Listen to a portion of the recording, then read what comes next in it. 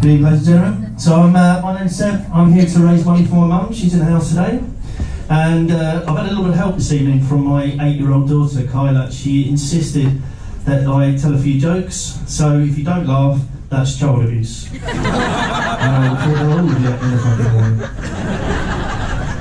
we're in the world famous Glee Club this evening, and I'm going to give you a fun fact. That nail has been up there for 46 years, ladies and gentlemen. 46 years.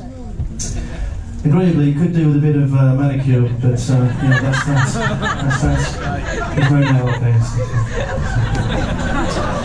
So, do we know why ducks have feathers, ladies and gentlemen? Do you know why ducks have feathers? Apparently it's to cover their butt quack. Squeeze it in there somewhere. Squeeze it in there somewhere. Fuck you! Fuck you! Fuck you! Fuck you! Fuck you! Fuck you! And fuck you! Can we call security, please? There's a couple of terrorists in here. Okay, let's move on.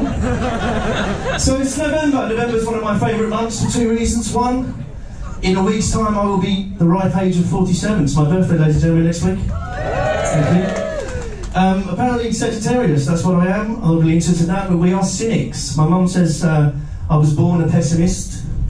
I had to remind her that that's always been true, seeing as my blood type is B negative.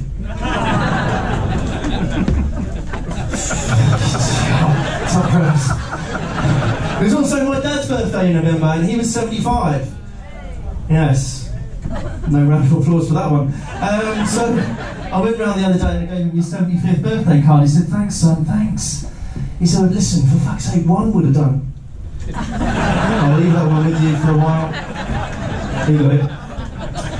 So we're coming up to Christmas, as was mentioned earlier, my favourite time of the year, and that's the reason why I disconnect my doorbell, electrify my door knocker, and throw a few scatter mines out the front of my house. Yes, ladies and gentlemen, I hate carol singers. I do. In fact, this year I'm going to go all out. I'm going to turn out all of the lights and pretend I'm not in. Fuck the ships, it's my lighthouse, my rules. Thank you. So, ladies and gentlemen, seriously, I don't like carol singers because I was in a choir. It's actually true. I was a Catholic choir boy. And at the age of 12, I was addicted to masturbation, I have to admit. So I went to my priest and I asked him, you know, what could I do about it? He said, "Don't worry." He said, "We'll beat it together." Well, little did I know. So, I went to Thailand a couple of weeks ago. No, I'm not a sex tourist, before you go there. I was out there on holiday, I came back, I was in the airport, and I saw Dynamo, the magician, coming off his plane. It was a private jet, and on the side of it, it had "Wizard" in very large letters. I got a laugh, not sure why. There's no sleeve involved.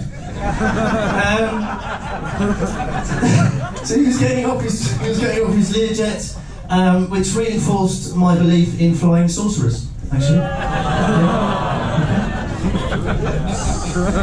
Ladies and gentlemen, I'll give you another fun fact. What is Neil Armstrong's favourite drink? He's interstellar! That'll be the last Apolloing joke I tell tonight. So it's true. Me and the missus, we're into UFOs. We have been for some time. We're also very sexually active, believe it or not. So we're driving down the M5 the other day, and the missus got a bit frisky, hands started to wander. We thought, oh, let's go and pull over into a lay-by. So that's what we did. We pulled into a lay-by, and we started to get down on it. And within a couple of minutes, in the field next door, what should happen but a spaceship landed. And two aliens got out of that spaceship. Of course, we are UFOs enthusiasts, and as they came over, I wheeled down my window, and the alien man and alien woman came to the window and done something on his chest. I'm not quite sure what this is. I think it might be computer to translate the language.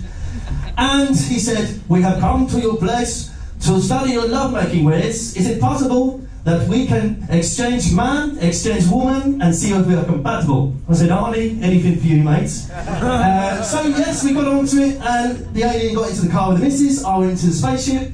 So the missus is in the car. She says, "Let's have a look at the intergalactic merchandise." So he unzips his spacesuit, now pops the smallest penis you've ever seen, ladies and gentlemen. She says, "What am I supposed to do with that?" He says, "Oh, don't worry. It's the windscreen." She says, "Fuck," she said, "that's massive." She said, "But I don't want to be stabbed. It's a bit thin." He says, "Don't worry. Huge Earth, and she goes on all night. So the next morning I come back to the car, I get in the car, the alien gets back in the spaceship, he goes off, flies off into the galactic space, and I drive off and I say, how did it go on, Mrs?